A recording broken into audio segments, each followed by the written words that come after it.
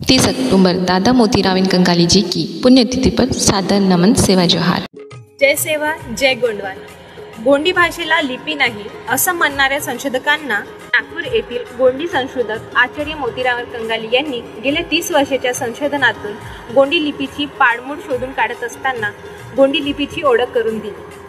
त्याचबरोबर जी गोंडी लिपीच नाही असा आरोप करण्यात आला होता तीच गोंडी लिपी मोहेंजोदारो आणि हरप्पा संस्कृतीत आपला ठसा उमटून गेली।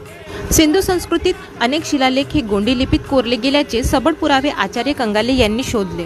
वर्षानुवर्ष ज्यांना त्या शिलालेखात भाषा वाचता येत नव्हती ती गोंडी भाषा आचार्य कंगाले यांनी वाचून दाखविली।